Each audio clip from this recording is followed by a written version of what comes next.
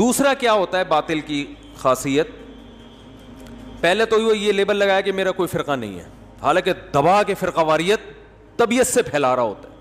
اس کا مقصد اپنی دکان چلانا ہے، لیبل یہ ہوتا ہے کہ میں دوسروں کی دکانیں بند کر رہا ہوں. دوسرا باطل کی علامت یہ ہوتی ہے کہ اس کے پاس نعرے بڑے خوبصورت ہوتے ہیں.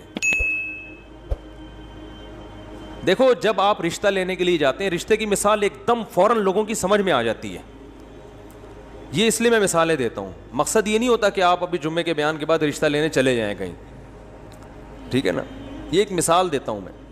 اگر آپ مالدار ہیں پہلے سے تو لڑکی والوں کو بھرم میں لانے کی ضرورت بولو نہیں پڑتی، ٹھیک ہے نا. ممکن ہے آپ سادہ ڈریس پہن کے چلے جاؤ، آپ کو پتہ ہے یار جس کے پاس پیسہ ہوتا ہے اس کو زیادہ شو بازی کی ضرورت نہیں ہوتی. جب لڑکی کے ابا آئیں گے میری شاپ پہ ملاقات کے لیے، پتہ چل جائے گا ان کو، تو سادہ ڈریس پہنو گے آپ، سیدھا سادہ جو نارمل ہوتا ہے. ایسا نہ ہو کہ چھچورے لگو وہاں جا کے، بھائی یہ کیا کسی سے ادھار لے کر آیا، کیا کیا ہے، یہ شامیانہ پہن کے آ گیا کسی کا، کیا کر رہا ہے بھائی تو. جاؤ گے آپ تمیز سے بات کرو گے، آپ کو پتہ ہے یار مجھے شو بازی کی ضرورت نہیں، میرے پاس ہے اتنا. گاڑی دیکھ کے خود ہی اندازہ ہو جائے گا ان کو جو باہر کھڑی ہوئی. بعض دفعہ تو اپنی گاڑی نہیں ہوتی، آدمی ٹیکسی میں چلا جاتا ہے کہ یار یہ ثبوت پیش کرنا کہ میرے پاس گاڑی ہے، میرے پاس گھر ہے، یہ میرے لیے مشکل کام نہیں ہے. اس کے لیے اگر ابھی انہوں نے بلایا اپنی گاڑی نہیں ہے تو چلو یار کسی بھی دوست کی گاڑی پکڑ کے پہنچ جاؤ. اس کو ضرورت نہیں ہے اس لیے کہ وہ حقیقت میں پیسے والا ہے. لیکن غریب آدمی رشتہ لینے کے لیے جائے مالدار گھر میں، اور ایسے دھوکے بہت ہوتے ہیں. میرے پاس تو بہت آ چکے ہیں کہ دکھایا کیا تھا اتنی دولت، نکلا کچھ بھی نہیں. تو اس کو بھرم بازیوں کی ضرورت ہوتی ہے. ایسا ایک واقعہ میں پہلے بھی سنا چکا ہوں. ہمارے ایک دوست تھے، ان کی بیچاروں کا رشتہ ہی نہیں ہو رہا تھا، تو وہ ان کی ایک اسٹیٹ ایجنسی میں کسی کے پاس جاب کیا کرتے تھے، وہ ملازم تھے، اپنا ذاتی آفس نہیں تھا ان کا. تو ایک رشتہ آیا ان کے پاس، وہ بیچارے احساس کمتری میں چلے گئے تھے نا، وہ نہیں سنتے بیان، وہ پتہ نہیں ان کا تو شاید انتقال ہو گیا، اللہ تعالیٰ مغفرت فرمائے ان کی، شاید اسی غم میں ہو گیا وہ، بہرحال جس وجہ سے بھی ہوا. اب جب لڑکی والے ان کے پاس گئے ہیں تو انہوں نے کیا کیا، بھرم میں لانے کے لیے اپنی ٹانگ اٹھا کے میز پہ رکھ لی، اسٹائل بھائی، اور سگریٹ جلائی، پینا شروع. اب لڑکی کے بھائی میرے پاس آئے، یار یہ تو ان کا تو اسٹائل ہی عجیب سا ہے، سگریٹ بھی پی رہے ہیں. ابے سگریٹ بعد میں پی لینا یار، اور ایک ٹانگ اٹھا کے کرسی پہ بیٹھے ہیں، ایک ٹانگ کہاں، میز پہ سامنے، کیونکہ آفس اپنا بولو بھائی نہیں تھا. تو بیچارہ نے تھوڑا سا نا وہ احساس کمتری میں چلے گئے تھے. آدمی اچھے تھے لیکن بعض دفعہ انسان یہ کام جان کر نہیں کر رہا ہوتا، جب بہت زیادہ پریشان ہوتا ہے تو بھی ایسی کچھ ایب نارملٹی والی حرکتیں ہو جاتی ہیں. اس یہ غیبت نہیں ہو رہی، کسی کو نہیں پتہ چلے گا کس کی بات ہو رہی ہے، ان کو بھی نہیں پتہ چلے گا، بے فکر رہیں. اور اگر چل بھی جائے گا تو وہ جانے میں جانوں، آپ کو کیا مسئلہ ہے. تو اب کیا ہوا ہے کہ جی وہ بھرم میں لینے کے لیے نا انہوں نے، میں نے پھر اس سے پوچھا، میں نے کہا یار تم نے کیا حرکت کی ہے، ایک تو اپنی ایج دیکھو، تم اتنی عمر تمہاری زیادہ ہو گئی اور یہ حرکت کر رہے ہو. اچھا پھر وہ لڑکی کے بھائی نے بتایا کہ ہم نے ان سے پوچھا کہ آپ کرتے کیا ہیں، انہوں نے کہا دیکھ نہیں رہا اتنے بڑے آفس میں ایسے ٹانگ پہ ٹانگ رکھ کے بیٹھا ہوا ہوں میں. ٹھیک، ابھی بھی کیا بتانے کی ضرورت ہے، مطلب بزنس ہے بھائی، اچھا کھاتے ہیں، اچھا پیتے ہیں. یہ تو بیچارے کی میں نے ایک مثال دے دی جس میں ظاہر ہے سادگی زیادہ تھی، کوئی چالاکی نہیں تھی. وہ بعض دفعہ اتنا زیادہ انسان، لوگ لفٹ نہیں کراتے نا، بعض دفعہ لوگوں کو بھی تو ایک معیار بہت اونچا ہے، تو وہ تھوڑا سا نروس ہو جاتا ہے آدمی. لیکن حقیقت بھی ایسی ہے کہ نہیں ہے، جب آپ اندر سے خالی ہوتے ہیں تو بھرم کے لیے آپ کے پاس ڈائلاگ کے علاوہ بولو بھائی کچھ بھی نہیں ہوتا. پھر آپ کو کبھی اہل بیت سے محبت، کبھی عشق رسول کا نعرہ، کبھی جو ہے وہ حب صحابہ کا نعرہ، کبھی یہ نعرے کو سہارا لینا پڑتا ہے. اہل بیت سے محبت ہمارے ایمان کا جز ہے، اور یہ نعرہ لگانے میں بھی کوئی حرج بولو نہیں ہے. صحابہ سے محبت ہمارے ایمان کا جز ہے, اور یہ نعرہ لگانے میں بھی کوئی حرج نہیں ہے. عشق مصطفیٰ ہمارے ایمان کا جزو ہے, اور اس کے نعرہ لگانے میں بھی کوئی حرج نہیں ہے. لیکن اگر اس نعرے کے پیچھے, ان تینوں نعروں کے پیچھے مقاصد غلط ہیں, تو اس کا مطلب یہ نعرہ اس لیے لگایا جا رہا ہے کہ آپ اپنے عیبوں پر پردہ ڈالنا چاہتے ہو. اہل بیت سے محبت اہل بیت کی اطاعت کا نام ہے. اطاعت نام کی, حضرت حسین کی پوری داڑھی تھی یا نہیں تھی؟ مجھے یہ بتاؤ, بولو نا بھائی. کتنے لوگ ہیں حضرت حسین کی محبت میں داڑیاں رکھتے ہیں, اہل بیت کی محبت میں؟ حضرت علی کی داڑھی تھی یا نہیں تھی؟ حضرت علی تکبیر اولا سے نماز چھوڑتے تھے؟ مجھے یہ بتاؤ, بولو نا, کیا ہو گیا؟ حضرت علی رضی اللہ تعالی عنہ تہجد گزار تھے یا نہیں تھے؟ نہ تکبیر اولا کبھی فوت ہوئی الا ماشاء اللہ. حضرت حسین رضی اللہ تعالی عنہ تو کربلا میں بھی جماعت سے نمازیں پڑھ رہے ہیں, کربلا کے میدان میں. آج اہل بیت سے محبت کرنے والوں میں کتنے ہیں جو تکبیر اولا سے نماز پڑھتے ہیں؟ کتنوں کی داڑیاں ہیں؟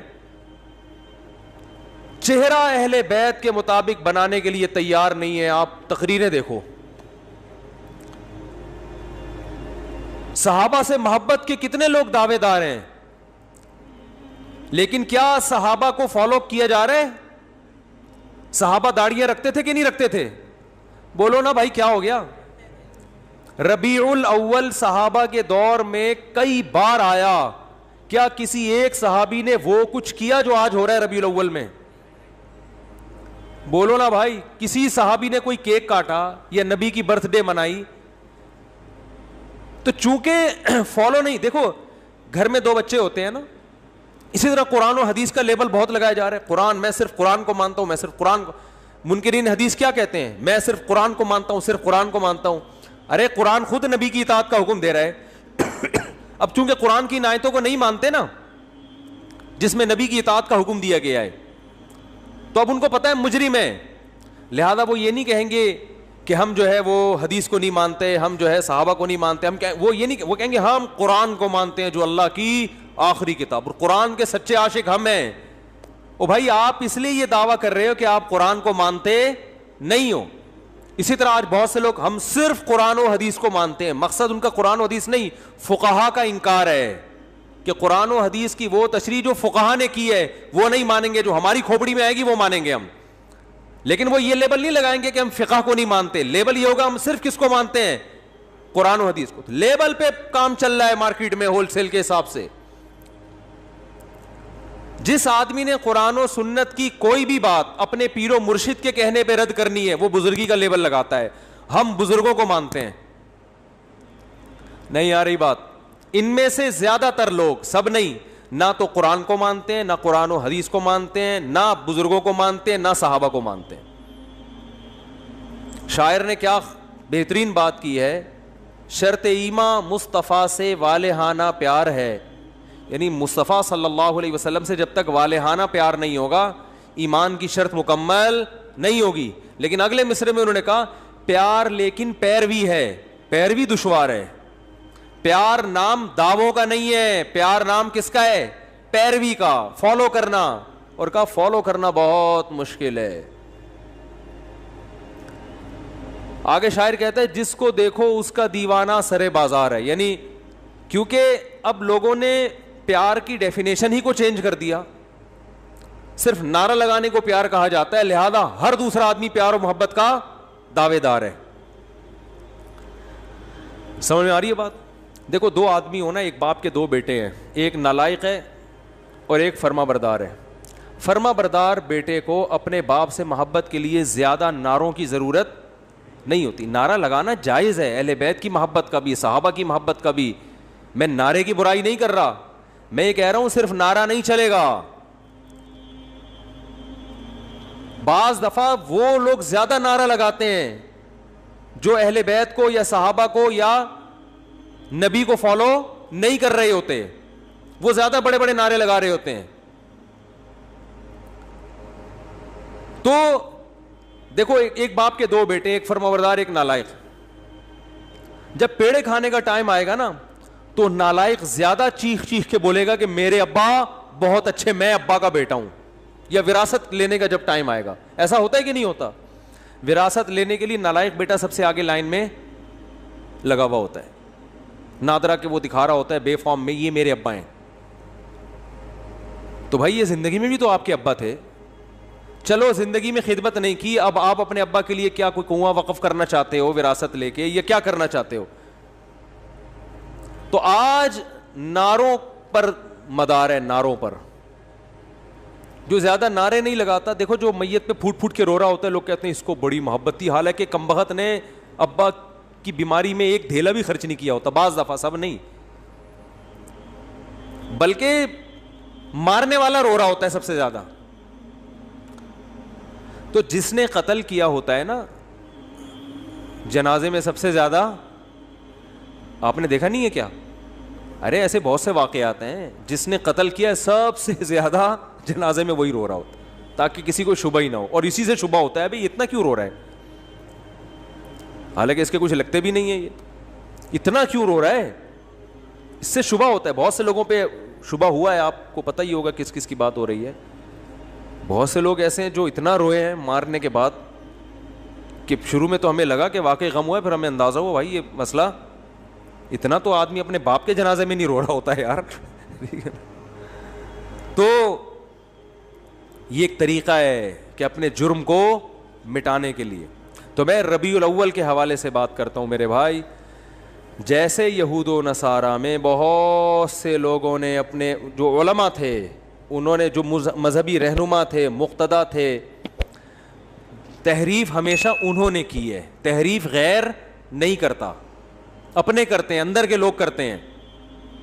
گھر میں لڑائی اندر کے لوگوں سے ہوتی ہے نا, باہر والا تو گھر میں گھستا ہی نہیں, اس کو کیا پتا کیا ہو رہا ہے ان کے گھر میں.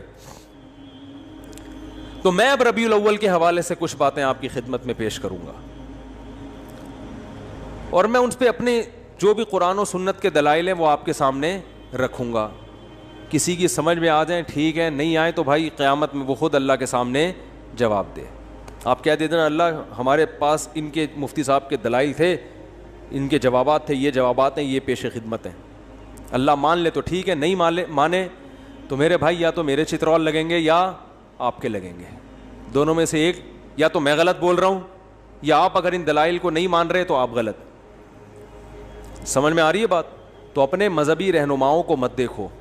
دیکھو ہم جو کہتے ہیں نا کہ قرآن و سنت سمجھو علماء سے, تو آپ کہتے ہیں ایک طرف آپ کہتے ہیں خود نہ سمجھو, علماء سے سمجھو. جب لوگ مولویوں کی پیروی کر رہے ہیں علماء کی, تو آپ کہہ رہے ہیں خود سمجھو.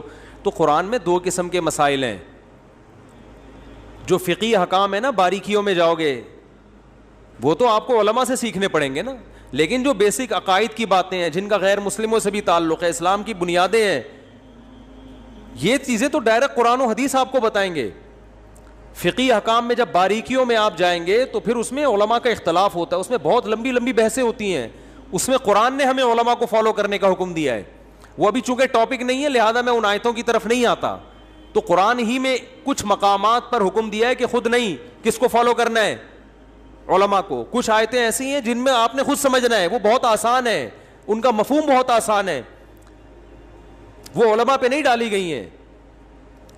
بلکہ علماء کو ان پہ پرکھا جائے گا کہ یہ اس کے مطابق ہیں یا نہیں. اب دیکھو کوئی عالم نماز کا انکار کر دے کہ 5 نہیں اسلام میں 4 نمازیں ہیں, اب آپ نے عالم کو تھوڑی فالو کرنا ہے, بلکہ آپ نے قرآن و سنت کے سانچے میں اس عالم کو ڈھالنا ہے کہ یہ خود اس سانچے میں پورا نہیں اترتا, کیونکہ 5 نمازیں تو امت کا اجماعی عقیدہ ہے. اب میں آپ سے ایک سوال پوچھتا ہوں, مجھے ایک بات بتاؤ میرے بھائی, ربیع الاول اگر 12 ربیع الاول عید کا دن ہے تو یہ سیلیبریٹ کرنے کا دن ہوا ہے بھائی؟ بولو نا بھائی, جیسے کہ لوگ کرتے ہیں, مبارکبادیں دیتے ہیں. ہم یہ دیکھتے ہیں, پہلی دلیل, صحابہ کرام میں ایک موضوع من گھڑت روایت بھی نہیں ملتی کہ 12 ربیع الاول یا نبی کی پیدائش کے دن کو کسی صحابی نے سیلیبریٹ کیا ہو.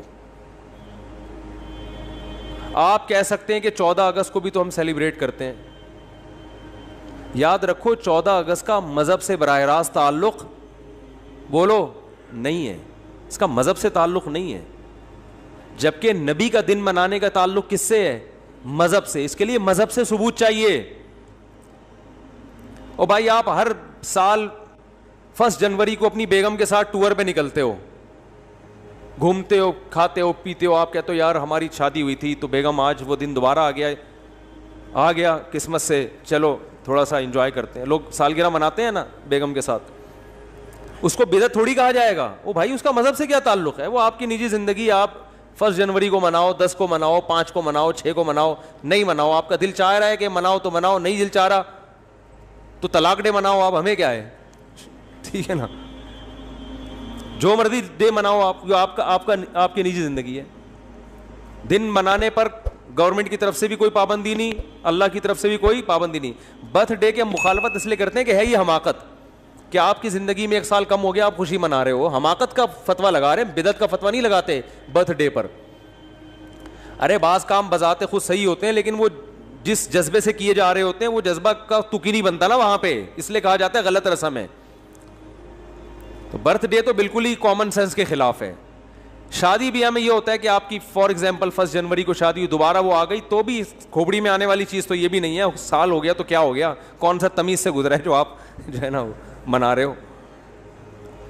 لیکن اگر کوئی منا رہے نہیں جی بیگم آج ہم اچھا کھائیں گے, آج ہم جائیں گے گھومنے پھرنے, تو چلو یار آپ کی بیگم ہے, آپ دونوں لائف کو انجوائے کرو, ہم کیوں کباب میں ہڈی بنے بھائی.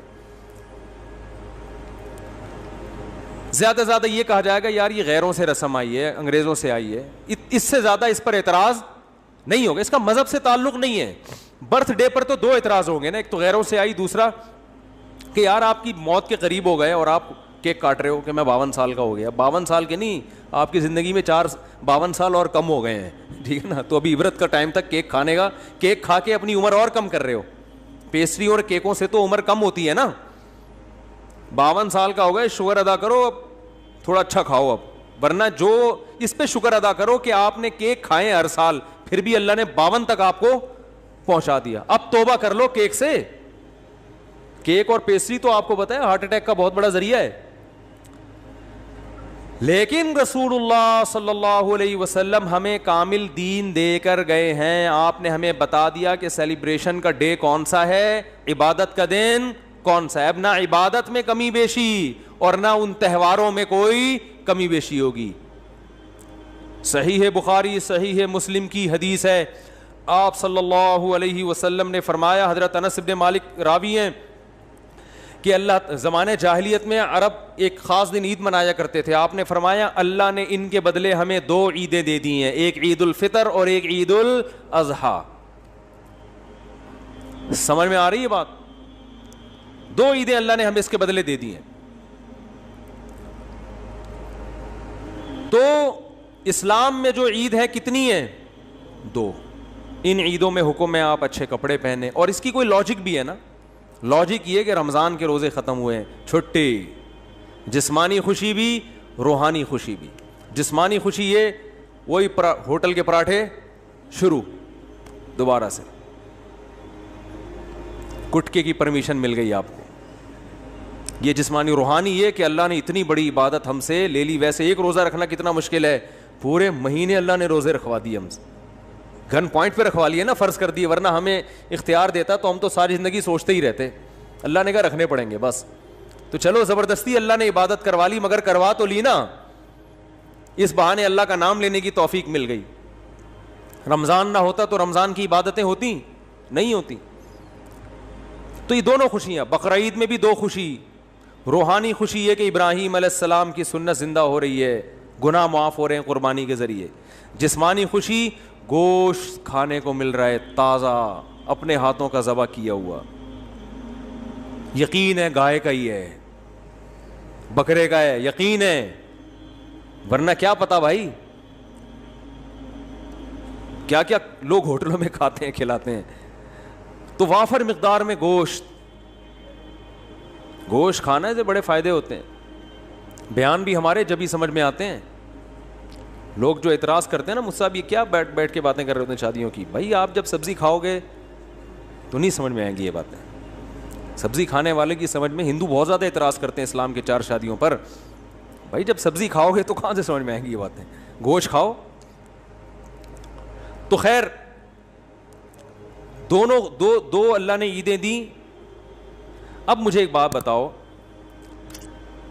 کہ ہم دیکھتے ہیں کہ رسول اللہ صلی اللہ علیہ وسلم کے دور میں ربیع الاول درجنوں دفعہ آیا. آپ صلی اللہ علیہ وسلم کے دنیا سے جانے کے بعد کا ٹائم بھی اگر ملایا جائے اور آپ کا ٹائم ملایا جائے تو درجنوں بار آیا ہے.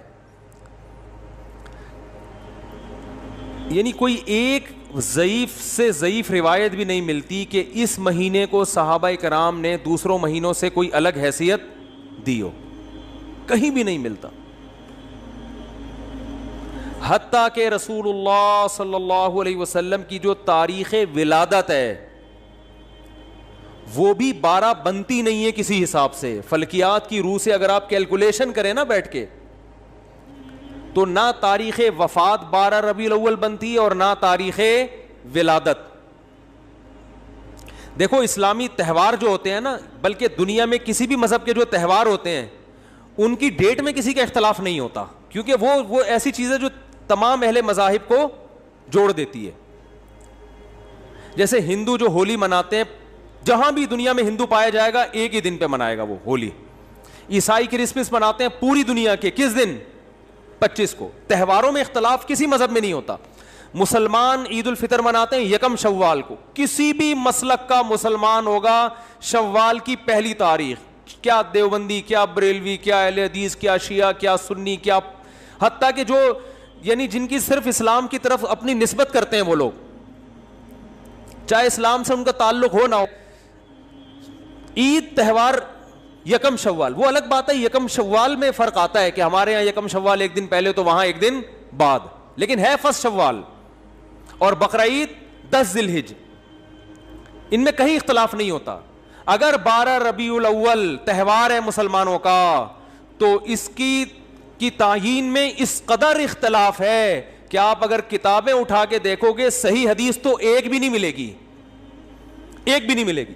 حتیٰ کہ احمد رضا خان بریلوی انہوں نے اپنی کتاب میں پورا ایک رسالہ لکھا ہے کہ نبی کی صحیح ولادت کی تاریخ کیا ہے, اس میں 8 ربیع الاول ثابت کیا انہوں نے. وہ کتاب کا حوالہ بھی میں نے دیا تھا. لوگ کہتے ہیں کہ انہوں نے اس سے رجوع کر لیا تھا, فرض کرو رجوع کر لیا تھا, لیکن پہلے پوری تحقیق پر ایک رسالہ لکھا اور رسالہ لکھ کے ثابت کیا کہ کون سی تاریخ ہے 8. یہ میرا کلپ یوٹیوب پہ موجود ہے.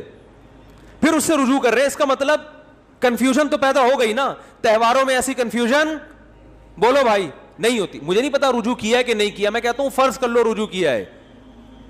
اول تو اتنے تحقیقی رسالے سے رجوع کرنا آسان نہیں ہوتا. ایک رسالہ ہے, صرف لکھا ہوا نہیں ہے, پوری تحقیق سے ثابت کی ہے انہوں نے. تو تہواروں میں اختلافات بولو بھائی نہیں ہوتے. اب میں نمبر وار بتاتا ہوں آپ کو جلدی جلدی کہ کون کون سے دلائل ہیں جس سے پتا چلتا ہے کہ 12 ربیع الاول کوئی خوشی کا تہوار منانے کا دن نہیں ہے. نمبر وار دلائل. نمبر 1, صحابہ کرام میں ہمیں کوئی ضعیف روایت بھی نہیں ملتی کہ 12 ربیع الاول تو دور کی بات, پورے ربیع الاول میں کوئی انہوں نے الگ سے اس مہینے کو اہمیت دی ہو. اسلام میں 4 مہینے محترم ہیں, ان میں ربیع الاول کا نام نہیں آتا. سمجھ میں آ رہی ہے بات؟ اشہر حرم ہے نا, 4 مہینے محترم, ان میں ربیع الاول بولو بھائی نہیں ہے. حالانکہ نبی صلی اللہ علیہ وسلم اگر اس مہینے کو الگ سے اہمیت دیتے تو آپ صلی اللہ علیہ وسلم ان 4 محترم مہینوں میں جن میں قتال ناجائز تھا ان میں ربیع الاول کو سب سے پہلے رکھتے آپ. یہ دوسری دلیل مستقل ہو گئی ہے کہ اسلام میں جب 4 مہینوں کو محترم قرار دیا گیا تو اس میں ربیع الاول کا بولو نا نہیں ہے. تو پہلی دلیل, نبی صلی اللہ علیہ وسلم نے اپنے دور میں کبھی بھی نہیں منایا, کوئی ایک ضعیف حدیث بھی نہیں ملتی. لوگ کہتے ہیں پیر کا روزہ رکھا ہے, میں اس طرف آ رہا ہوں ابھی. نمبر 2, صحابہ کرام نے خلفائے راشدین کے دور میں کوئی ایک جھنڈی کیا ایک تنکے کا بھی ثبوت نہیں ملتا کہ الگ سے اس مہینے کو کوئی پروٹوکول دیا ہو. نمبر 3, اسلام میں 4 مہینے محترم قرار دیے گئے, ان میں ربیع الاول کا تذکرہ بولو نہیں ہے. نمبر 4 کہ اسلام میں 2 عیدیں تو بڑی ہیں اور ایک عید ہے جمعے کی جو چھوٹی عید کہلاتی ہے. اس کا بھی عید کے ساتھ لک ہے نا, ایک روایت میں اس کو عید قرار دیا گیا ہے. اور اس میں عید کے کچھ احکامات بھی ہیں, صرف زبانی کلامی قرار نہیں دیا گیا بلکہ عید کے, بولو بھائی, کچھ احکامات بھی ہیں. جو کہ مسجد آتے ہیں نا تو جمعے کے دن بھی نہا دھو کے, عید کے دن بھی اجتماع ہوتا ہے, جمعے کے دن بھی اجتماع ہوتا ہے, عید کے دن بھی 2 رکعتیں ہوتی ہیں, جمعے کے دن بھی 2 رکعتیں, عید کے دن بھی خطبہ ہوتا ہے, جمعے کے دن بھی خطبہ ہوتا ہے. تو یہ ساری مشابہتیں کس کے ساتھ ہیں؟ عید بھی جمہور علماء کے نزدیک صرف شہر میں جائز ہے, عید بقرعید کی نماز گاؤں میں دیہاتوں میں جائز نہیں ہے. جمعہ بھی انہی جمہور علماء کے نزدیک صرف شہر میں جائز ہے, گاؤں دیہاتوں میں جمعہ جائز نہیں ہے. تو سارا لک آ رہا ہے کہ نہیں آ رہا, اور اس کو عید قرار. اور ایک مزید مشابہت کہ نبی صلی اللہ علیہ وسلم نے فرمایا کہ جمعے کے دن کو روزے کے ساتھ خاص مت کرو. جائز ہے روزہ رکھنا لیکن اسپیشل اس کی کوئی فضیلت نہیں ہے, پہلے سے رکھتا آ رہا ہے کوئی کنٹینیو تو ٹھیک ہے. الگ سے یہ کہنا کہ آج جمعے کا دن ہے, بڑا دن ہے تو میں روزہ رکھوں گا, یہ ٹھیک نہیں ہے. کیوں؟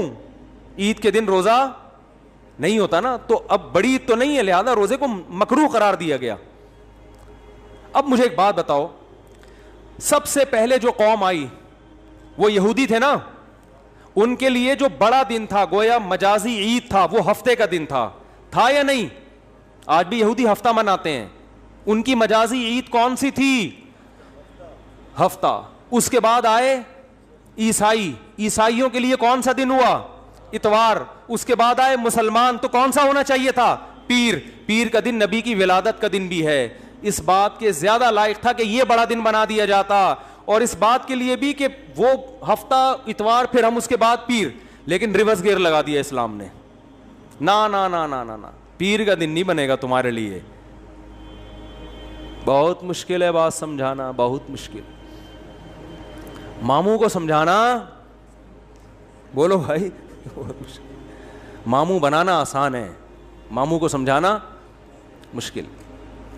تو اسلام نے پیر کے دن کو پروٹوکول, حالانکہ بنتا بھی تھا اور قیاس کا تقاضا بھی تھا کہ وہ ان کا جمعہ ہے, ان کا ہفتہ ہے, ان کا اتوار ہے, تو ہمارا پیر ہونا چاہیے, ریورس. ورنہ بدعتیوں کو موقع مل جاتا کہ اسلام میں بڑا دن اس لیے ہے, پیر اس لیے کہ اس میں نبی کی ولادت, وہ سیلیبریٹ کرتے, اس کو مناتے, اور انہی بے اعتدالیوں کا شکار ہوتے جس کے یہود و نصارہ شکار ہوئے ہیں, کیونکہ وہ دیکھ لیا تھا اسلام نے کہ وہ یوم ولادت پہ کیا کرتے ہیں. یہ فلسفہ ختم کر دیا اسلام نے. کتنے دلائل ہو گئے ہیں؟ 3 ہو گئے, 4 ہو گئے, جتنے بھی ہو گئے بعد میں لکھ لینا اس کو. ہمیں آم کھانے سے مطلب ہے پیڑ گننے سے. بعض لوگ کہتے ہیں رسول اللہ صلی اللہ علیہ وسلم نے بھی اپنا یوم ولادت منایا ہے, اور آپ صلی اللہ علیہ وسلم پیر اور جمعرات کا روزہ رکھتے تھے. کسی نے پوچھا آپ پیر کا روزہ کیوں رکھتے ہیں؟ آپ نے فرمایا میرا یوم ولادت ہے. پہلی بات یہ ہے کہ اس سے تو پیر کا دن منانا ثابت ہوا, 12 ربیع الاول کا روزہ تو پھر بھی ثابت نہیں ہوتا نا. 12 تاریخ کو تو آپ نے کہیں بھی نہیں ملتا, بلکہ اسی حدیث سے اگر آپ دلیل پکڑتے ہیں تو اسی حدیث سے تو ثابت ہوتا ہے کہ پھر پیر کو مناؤ. 12 ربیع الاول کو پھر بھی منانا ثابت نہیں ہوتا, کہیں بھی نہیں ہے کہ 12 تاریخ کو نبی نے روزہ رکھا ہو. دوسری بات کہ پیر کو آپ صلی اللہ علیہ وسلم نے روزہ رکھا تو اس میں آپ نے اس کے تہوار ہونے کی اور نفی کر دی ہے, کیونکہ روزہ اور تہوار جمع نہیں ہوتے. روزہ رکھ کے آپ نے بتا دیا کہ اس دن کو سیلیبریٹ کرنے کا کہ تصور کو میں جڑ سے ختم کر رہا ہوں. عید الفطر کے دن روزہ ہوتا ہے. دیکھو پیر کا دن اس بات کے بھی امکان تھا کہ تہوار بھی ہو سکتا ہے اور نہیں بھی ہو سکتا. ہمیں دوسرے دلائل سے پتہ چلا کہ یہ تہوار نہیں ہے, لیکن نبی صلی اللہ علیہ وسلم نے ان دلائل پر مہر لگا دی روزہ رکھ کے. کیا کر دیا بھائی؟ مہر لگا دی کہ اس میں سیلیبریشن کا جو تصور ہے نا وہ کھرچ کے ختم کر دیا جائے. کسی بھی دن کو روزہ رکھ کے منایا نہیں جا سکتا. خوشیاں ہمیشہ کھا پی کے منائی جاتی ہیں, بھوکا رہ کے نہیں منائی جاتی. کھانے پینے کے دن ہوتے ہیں خوشی کے دن. میں اس کی بہت سی مثالیں دیتا ہوں. آپ کا بیٹا پاس ہو گیا اچھے نمبروں سے, اتفاق سے, کراچی میں ہے تو ظاہر ہے پھروں سے پاس ہوا ہوگا, لیکن اس سے غرض نہیں, پاس ہو گیا, اچھے نمبر آ گئے اس کے. لوگ کہتے ہیں بہت خوشی ہوئی جی آپ کا بیٹا پاس ہو گیا, کچھ مٹھائی تو ہونی چاہیے. آپ کہتے ہیں ٹھیک ہے, خوشی میں کل صبح کا ناشتہ گول, نہ آپ نے صبح کا ناشتہ کرنا ہے نہ میں نے, بھوکا رہ کے سیلیبریٹ کریں گے, خوشی منائیں گے. کبھی ایسا دیکھا آپ نے؟ کیا ہو گیا بھائی؟ آپ کہہ سکتے ہیں شکرانے میں تو لوگ روزے رکھتے ہیں, تو شکرانے میں روزہ رکھنا وہ تو ایک عبادت ہے نا, ہم تو سیلیبریشن کی بات کر رہے ہیں. شکرانے میں روزہ اس لیے کہ اپنے آپ کو تھکایا جاتا ہے, تو وہ تو ایک عبادت ہے نا روزہ, تو اس میں تو اپنے آپ کو تھکائیں گے آپ. خوشی منانا میں کھانا پینا کے بغیر خوشی نہیں منائی جاتی. خوشی میں کھانا پینا لازمی عنصر ہے. دنیا کے ہر مذہب میں, دنیا میں کوئی ایسا مذہب نہیں ہے جو خوشی بھوکا رہ کے مناتا ہو. دیکھو نبی صلی اللہ علیہ وسلم نے فرمایا للصائم فرحتان, روزے دار کے لیے دو خوشیاں ہیں, فرحتیں ہیں. ایک جب جنت میں اجر ملے گا, اور ایک جب افطاری کے لیے بیٹھتا ہے وہ. تو روزے دار کو بھی خوشی روزہ رکھ کے نہیں ہوتی, روزہ کھا کے ہوتی ہے. تو کیا مطلب؟ نبی نے بتایا کہ صبح سے شام تک جو تم خوشی لیس زندگی تم نے گزاری ہے نا روزے کی حالت میں, اس میں خوشی بالکل بھی نہیں تھی, فرحت نہیں تھی. تو دو فرحتیں تمہیں ملیں گی, ایک دنیا سے جانے کے بعد, اور ایک دنیا میں. جو دنیا میں جو روزے کی فرحت ہے وہ روزے کے دوران نہیں ملے گی, وہ جب پکوڑے کھانے کے لیے افطاری میں بیٹھو گے, پھوڑو گے طبیعت سے. وہ بھوک میں آپ کو پکوڑوں کا مزہ کتنا ٹائٹ ہے کہ نہیں ہے. پکوڑے کے خلاف جتنی مرضی تقریریں کرو, لیکن روزہ رکھ کے جو پکوڑا اور چٹنی کا مزہ ہے نا وہ کسی چیز میں نہیں. تو نبی نے کیا فرمایا روزے دار کے لیے؟ مشہور حدیث ہے, روزے دار کے لیے دو خوشیاں. تو یہ نہیں فرمایا روزے دار صبح سے لے کر مغرب تک بہت خوشی خوشی زندگی گزار رہا ہوتا ہے, ایک دم ٹینشن میں آ جاتا ہے دسترخوان دیکھ. تو روزے دار کو بھی خوشی کس وقت ملتی ہے بھائی؟ جب وہ کھانے کے لیے دسترخوان پہ بیٹھتے ہیں. انسانی نیچر ہے, بھوکا رہ کے خوشی نہیں ہوتی. میں جس دن روزہ رکھ کے یہاں بیٹھتا ہوں نا بیان کرنے, تو مجھ سے نہیں ہو رہا ہوتا, عجیب سب پھیکا پھیکا منہ, غصہ آ رہا ہوتا ہے مجھے لگتا ہے کہ پھر میں کہتا ہوں یار جس دن بیان ہو اس دن روزہ نہ رکھے آدمی, اس کا سزا پھر عوام بھگتتی ہے. تو روزے میں ہوتا ہے انسان نہیں, ٹینشن ہوتی ہے تھوڑی سی اس کو, وہ راحت نہیں ہوتی, نہ چہرے پہ نہ خوشی ہوتی ہے, تو ٹینشن ہے نا, تبھی تو عبادت ہے. تو آپ کی جناب شادی ہوئی, لوگ کہہ رہے ہیں ماشاء اللہ ماشاء اللہ بھائی مبارک ہو, کچھ تو ہو جائے. تو آپ خوشی میں ولیمہ کھلاتے ہو, کیونکہ نبی نے بھی کیا کیا تھا؟ کھانا کھلایا تھا. روزہ رکھ کے نکاح کو سیلیبریٹ نہیں کیا. آپ نے یہ نہیں کہا کہ آج میرا نکاح ہوا ہے تو میرا بھی کل روزہ اور تمام صحابہ کا کل روزہ, ایسا نہیں. صحابہ عرض کرتے یا رسول اللہ آپ کا نکاح ہوا ہے, روزے تو ہم رکھتے ہیں لیکن یہ تو روزے کا موقع نہیں, یہ تو خوشی کا موقع ہے, اس میں تو کھانا کھلانا ہے. یہاں تک کہ نبی نے سفر میں نکاح کیا تو سفر میں آپ کے پاس ولیمے کے اسباب نہیں تھے, تو آپ نے صحابہ سے فرمایا, رخصتی ہوئی, اگلے دن آپ نے صحابہ سے فرمایا کہ جس کے پاس کوئی کھانے کی اچھی چیز ہے دسترخوان پہ لے آؤ, سب مل کے کھائیں گے. تو اپنے خرچے پہ بھی کھلانا ضروری نہیں ہے ولیمے میں. اگر نہیں ہے بھائی ابھی سفر میں ہے, کوئی بات نہیں یار تھوڑا سا اللہ گلا ہو جائے گا, آؤ سب بیٹھ کے ایک دسترخوان پہ کھاتے ہیں, اس کا اپنا مزہ ہے نا. تو نبی نے ہمیشہ خوشی منائی ہے کھانا کھا کے, روزہ رکھ کے خوشی نہیں دنیا کے کسی مذہب میں نہیں منائی جاتی. تو پیر کے دن آپ صلی اللہ علیہ وسلم نے روزہ رکھ کے اپنے یوم ولادت میں سیلیبریشن کے اور سیلیبریٹ کرنے کے کانسیپٹ کو ہمیشہ کے لیے جڑ سے ختم کر دیا. اب جو نبی کا سچا عاشق ہوگا وہ ربیع الاول کو خوشیاں نہیں منائے گا, بہت زیادہ کچھ کرے گا تو روزہ رکھ لے گا. ہم تو کہتے ہیں اس کے لیے بھی ثبوت چاہیے روزہ رکھنے کے لیے بھی, لیکن اگر آپ کوئی قیاس کر کے ادھر ادھر سے نکالتے بھی ہو تو زیادہ زیادہ روزہ مل جائے گا. دیکھو خوش ہونا الگ چیز ہے, خوشی منانا الگ چیز ہے. ربیع الاول میں خوش ہونے پر پابندی نہیں ہے. اگر کوئی اس لحاظ سے ربیع الاول کا مہینہ سوچ کے خوش ہوتا ہے کہ اس میں نبی کی ولادت ہوئی تھی, اس کو مناسبت ہے, تو خوش ہونے پر گورنمنٹ کی طرف سے بھی کوئی پابندی نہیں اور اللہ کی طرف سے بھی کوئی پابندی نہیں ہے. خوشی تو کسی بھی بات پہ ہو سکتی ہے نا. ربیع الاول سے محبت بھی ہو سکتی ہے کہ یار اس مہینے میں نبی پیدا ہوئے تو مجھے اس میں محبت ہے, کوئی پابندی نہیں, بلکہ عین نبی سے محبت کا تقاضا ہے. اس محبت کو منانا, بات آ رہی ہے سمجھ میں؟ منانا الگ چیز ہے, خوش ہونے پر آپ ہو خوش, کوئی مسئلہ نہیں. ہمارے حضرت فرماتے جب بھی ربیع الاول کا مہینہ آتا ہے میرے دل میں ایک عجیب سی ایک محبت پیدا ہوتی ہے اس مہینے سے. اور علماء کی یہ مزاج ہے یار, نبی سے بھائی نبی کی طرف جو چیز بھی منسوب ہوگی اس سے محبت ہوگی کہ نہیں ہوگی؟ یقیناً ہوگی. ہم جاتے ہیں مدینہ منورہ, رسول اللہ صلی اللہ علیہ وسلم کا حجرہ یہاں تھا مدینہ میں, دیکھ کے خوشی ہوتی ہے نا, ایک محبت کے جذبات ابھرتے ہیں, یار نبی کی نسبت ہے, یہاں حجرہ تھا امی عائشہ کا, یہاں یہ امی عائشہ کا حجرہ, یہ نبی صلی اللہ علیہ وسلم کے بیٹھنے کی جگہ, یہ امامت کی جگہ, دیکھ کے ایک ایمان تازہ ہوتا ہے. لیکن کرنا کچھ نہیں ہے وہاں, کیونکہ کچھ کرنے کے لیے ثبوت کی ضرورت ہے. وہاں کرنا کچھ نہیں ہے, زیارت کر کے خوش ہونا ہے, اللہ سے دعا مانگنی ہے کہ اللہ ہمیں نبی سے اور محبت نصیب فرما. کرنا کچھ نہیں ہے, کرنا جہاں جہاں جو کچھ ہے وہ نبی نے بولو بھائی بتا دیا کہ یہاں یہ کرنا ہے, یہاں یہ کرنا ہے. طواف کی جگہ کہاں ہے, اعتکاف کی جگہ کہاں ہے, صفا مروہ کی سعی کہاں ہوگی, رمی کہاں ہوگی, قربانی کہاں ہوگی, یہ سب چیزیں نبی نے بتا دی ہیں. اب آپ کو کب مینا میں قربانی ہوتی ہے نا, آپ جوش میں آئے کہ یار مجھے تو نبی کے جگہ سے اتنی محبت, جہاں آپ کا حجرہ تھا میں فرط محبت میں دیوانہ ہو گیا, میں قربانی وہاں کروں گا نبی کی یاد. کوئی کر سکتا ہے؟ سعودی گورنمنٹ پکڑ کے فوراً جیل میں ڈال دے گی. او بھائی قربانی نبی نے بھی کہاں کی ہے؟ مینا میں کی ہے, دم بھی مینا میں دینا پڑے گا, حرم میں, حدود حرم میں. تو ہر چیز کی لوکیشن, جگہ جہاں کیا کیا کرنا ہے وہ نبی نے بتا دیا ہمیں. اخپل طریقے سے نہیں چلنے کی اجازت آپ کو.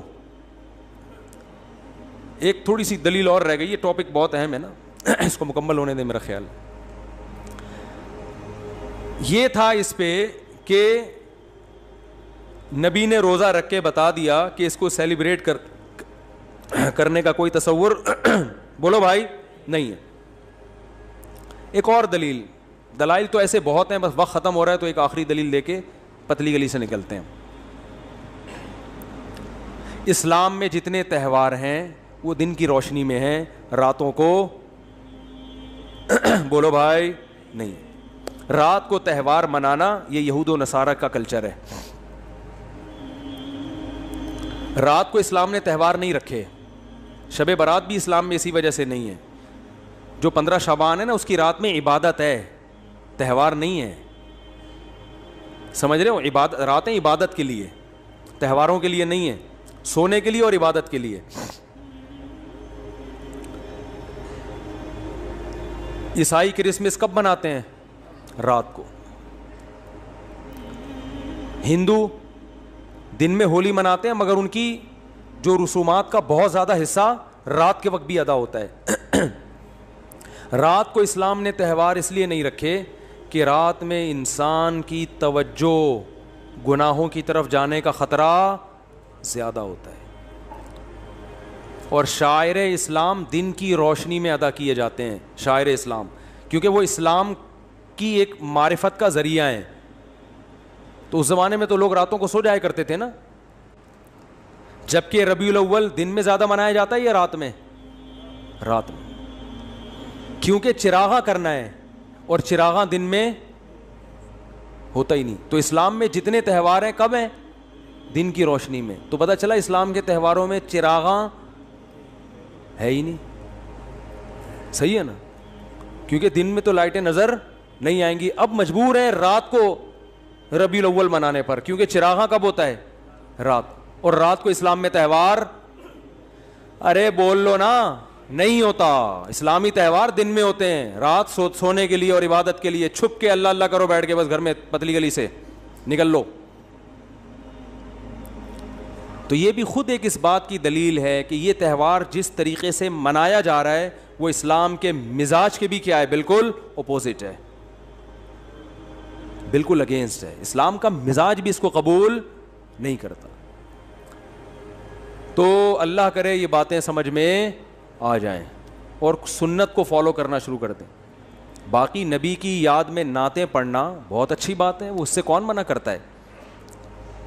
سیرت کا جلسہ کرنا بھی جائز ہے. آپ صلی اللہ علیہ وسلم کی سیرت کو بیان کرنے کے لیے وہ 2-4 تمبو لگا دے, جلسہ کر لے, کوئی حرج نہیں ہے. کبھی بھی کیا جا سکتا ہے, ربیع الاول میں بھی کیا جا سکتا ہے.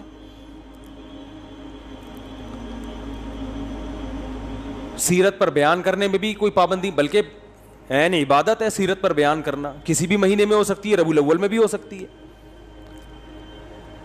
بات یہ ہو رہی ہے کہ جو کچھ آج کل بدماشیاں ہو رہی ہیں, جو کچھ ہو رہی ہے, ایک شور شرابہ بھونپو لے کے لوگوں کے کا سکون برباد کر دینا, پھر جو جلسوں میں اتنی آوازوں کے ساتھ کان بج رہے ہوتے ہیں لوگوں کے, اور پھر جو روڈ بلاک کیے جاتے ہیں, بڑے بڑے جلوس نکالے جاتے ہیں, یہاں سے جلوس نکل کے یہاں ختم ہوگا. بھائی یہ تو آپ وہی کام کر رہے ہو جو شیعہ حضرات کرتے ہیں. شیعہ کا مسئلہ کہ ان کو کرنے دو بھائی, ان کے ہاں دلائل کچھ اور ہیں, وہ کسی اور چیز کو فوکس کرتے ہیں. ہمارے ہاں اصول کی کتابیں کچھ اور ہیں, تو آپ اپنی کتابوں پہ چلو نا, ان کی کتابوں پہ کیوں چل رہے ہو؟ مفتی رفیع عثمانی صاحب نے فرمایا تھا نا, اپنے مسلک کو چھوڑو نہیں, دوسرے کو چھیڑو. وہ جو کر رہے کرنے دو ان کو, وہ ان پہ سوٹ کرتا ہے. آپ اہل سنت والجماعت ہو, سنت کا مطلب حدیث, جماعت کا مطلب صحابہ, تو یا تو حدیث دکھاؤ یا صحابہ کا عمل دکھاؤ.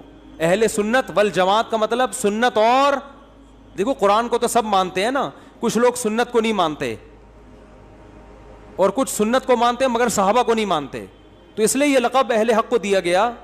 جو جنتی فرقہ ہوگا وہ اہل سنت والجماعت ہوگا, یعنی وہ حدیث کو بھی مانتا ہے اور صحابہ کی جماعت کو بھی مانتا ہے.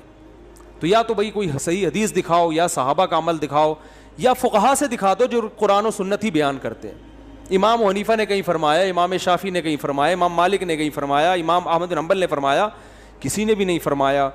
تو پھر جن لوگوں کی طرف آپ نسبت کرو انہوں نے فرمایا, انہوں نے بھی فرمایا نہیں ہوتا. کون سا کوئی بیٹھ کے جا کے کتاب دیکھ رہا ہوتا ہے کہ وہ ایک چھوٹا سا چٹکلا سنا دوں بس جلدی سے بات ختم. پھر وہ ایک صاحب تبلیغ میں گئے, سچا واقعہ بتا رہے ہیں کہ میں ایک آدمی کو دیکھا بیان کر رہا ہے, بیان کے دوران کہہ رہے ہیں فرمایا کہ جو آدمی نماز نہیں پڑھتا ایسے جیسے زنا کرتا ہے, فرمایا کہ جو آدمی نماز نہیں پڑھتا ایسے جیسے سود کھاتا ہے, فرمایا کہ جو آدمی نماز نہیں پڑھتا ایسے ہے جیسے چوری کرتا ہے. اب یہ صاحب کہہ رہے ہیں یار یہ حدیثیں تو میں نے کبھی زندگی میں سنی نہیں. فرمایا یہ بھی فرمایا, نبی نے کیا کیا یہ تو پہلی دفعہ سن رہا ہوں, اور کسی عالم سے نہیں, عامی آدمی سے. کہہ رہے میں نے اس کو پکڑ لیا. میں نے کہا یار یہ کس نے فرمایا؟ کہہ رہے ہم نے فرمایا. کس نے فرمایا؟ وہ پھر بھی نیک آدمی تھا, اس نے نبی کی طرف نسبت نہیں کہ صرف فرمایا بولا, پھر بھی نیک تھا. ہمارے ہاں تو بزرگوں کی طرف جھوٹی نسبت, حدیث کی طرف جھوٹی نسبت. تو وہی حال ہے میرے بھائی, ایک جھوٹ کا پلندہ ہے جو ہول سیل کے حساب سے. ایک اور دلیل ذہن میں آئی ہے بیٹھے بیٹھے کہ جو بھی مسلمانوں کی کسی بھی قوم کے تہوار ہوتے ہیں نا, ان میں ایک بہت بڑی دلیل یہ ہوتی ہے کہ پوری قوم مناتی ہے. وہ کیا کرتی ہے؟ پوری قوم مناتی ہے. جیسے 25 دسمبر کو چاہے کتنا بھی لبرل عیسائی ہوگا نا, وہ بھی چھٹی لے کے چلا جائے گا, وہ بھی کچھ نہ کچھ منائے گا, چاہے وہ مذہب کو بالکل نہیں مانتا. جیسے ہمارے ہاں عید الفطر میں چاہے مذہب کو نہیں بھی ماننے والے پھر بھی عید کو منا ہی لیتے ہیں نا. دیکھو فنکار اداکار کتنا عید مناتے ہیں, حالانکہ مذہب میں عام طور پہ یہ پیچھے ہوتے ہیں. تو سب کسی نہ کسی درجے میں عید منا لیتے ہیں. یار انگلی کٹا کے شہیدوں میں نام لکھوا لو, یہ تو آج ہمارا مشترکہ تہوار ہے, بقرعید بھی عید بھی. لیکن ربیع الاول جس طرح سے منائی جاتی ہے, 12 ربیع الاول, آپ کو ایک گلی پہلے تو ملکوں میں دیکھ لو. ایک منٹ رفیع بھائی, آج تھوڑا سا فارم میں آیا وہ, آپ ملکوں کو دیکھ لو. یہ دلائل پھر کٹ کے پھر مزہ نہیں آئے گا نا, ابھی جو جس ٹون میں چل رہا ہوں یہ پھر کمپلیٹ ہو جائے گا موضوع. دلائل آتے رہیں گے, بس یہ دلیل ہٹ کے میں ہٹ جاتا ہوں یہ دلیل بیان کر کے. دیکھو پہلے تو ملکوں کو دیکھ لو. سعودی عرب میں جہاں سے اسلام شروع ہوا وہاں نہیں منائی جاتی, پورے ملک میں پتہ ہی نہیں کسی کو. دبئی میں بھی اب صرف چھٹی کی گئی ہے, ورنہ 1400 سال سے کوئی چھٹی وٹی نہیں ہوتی تھی. اب جا کے گورنمنٹ نے سنا ہے کچھ 12 ربیع الاول کو چھٹی کا قانون پاس کی, تو ظاہر ہے جو 1400 سال سے چلا رہا تھا وہ صحیح تھا نا, اب تھوڑی صحیح ہوگا.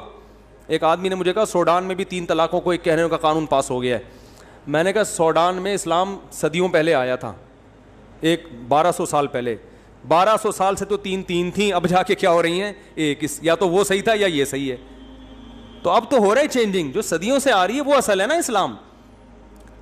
تو آپ دیکھ لو کہ بڑے بڑے اسلامی کنٹری, میں ملیشیا میں 12 ربیع الاول کو رہا ہوں, کوئی ایک جھنڈا بھی مجھے نظر نہیں آیا کہیں بھی نہیں, نہ کوئی چھٹی, کچھ بھی نہیں ملیشیا میں. اب شاید کر دی ہو تو ایک الگ بات ہے. اور بھی دنیا کے بہت سے ملکوں میں ہمارا جانا ہوا 12 ربیع الاول کو بھی پتہ ہی نہیں, اسلامی کنٹریز میں, ترکی میں نہیں پتہ چلتا. اچھا, پھر جن ملکوں میں ہو رہا ہے وہ زیادہ تر یہ ہیں پاکستان, بنگلہ دیش اور انڈیا, ان میں بھرپور طریقے سے 12 ربیع الاول منائی جاتی.